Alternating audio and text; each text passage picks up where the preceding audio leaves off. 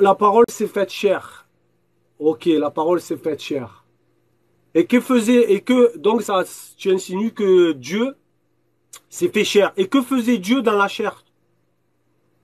Dans les jours de sa chair, qu'est-ce qu'il faisait Dieu, Noé? Ben là, pour le moment, c'est la divinité. Pour parler des versets bibliques, on parle des versets bibliques. Maintenant, qu'est-ce qu'on dit dans les versets bibliques qui sont fausses? C'est ça le problème, au fait. Le problème n'est pas de parler des versets bibliques, oui, mais qu'est-ce qu'on dit dedans qui n'est pas vrai? On dit Jésus est un prophète, tu dis on parle des versets bibliques. Donc, dans le Coran, c'est clair, il est déjà un prophète. C'est vous qui vous entêtez. Prouvez-nous le contraire alors.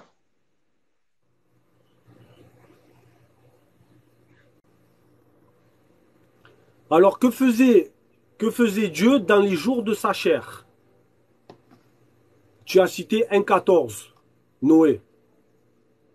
Si tu es toujours là. La Bible est fausse. Je ne sais pas si c'est une question que tu poses, hein. Alors, moi, je vais te dire ce que faisait Dieu dans les jours de sa chair. C'est lui, dans les jours de sa chair, ayant présenté avec de grands cris et avec de larmes des prières et des supplications à celui qui pouvait le sauver de la mort. Et ayant été Donc, exaucé à cause de Dieu, ça. il avait besoin d'être sauvé par la mort.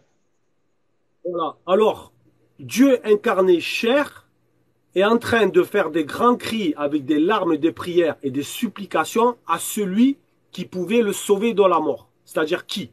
Lui-même. C'est-à-dire c'est Dieu qui se prie lui-même pour se sauver lui-même de la mort. Déjà, Dieu ne peut pas mourir. Oui. Déjà là, il prie. Il prie qui? Et étant exaucé. C'est-à-dire qu'il a été exaucé. Il s'est exaucé, lui tout seul, Dieu, par sa piété. Et il a appris, donc c'était un Dieu ignorant. Et dans les jours de sa chair, il était ignorant. En fait, il était savant. Et dès qu'il a été incarné, Dieu fait chair dans 1,14, Hébreux 5,7, a appris bien qu'il fut fils. Donc là, il est devenu fils de lui-même et père de lui-même.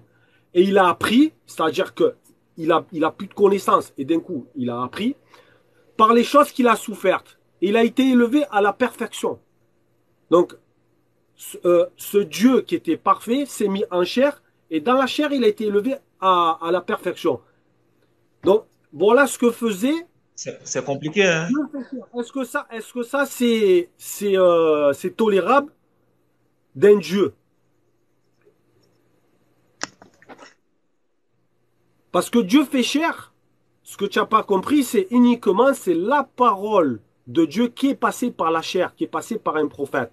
Comme Jésus le dit, la parole que je vous dis n'est pas la mienne, mais de celui qui m'a envoyé. Jean chapitre 14, verset 24. Et je pourrais te rajouter en plus que c'est là, dans Romains chapitre 8, verset 3, il est dit que Dieu a envoyé son propre fils dans une chair semblable à celle du péché. Donc là, tu me dis que c'est Dieu qui s'est fait chair, mais dans Romains chapitre 3, chapitre 3, 8, verset 3, il est dit que c'est Dieu, là, il n'a pas dit que là c'est lui qui s'est fait chair, il a dit que c'est Dieu qui a envoyé en fait Jésus, tu vois, dans une chair semblable à celle du péché.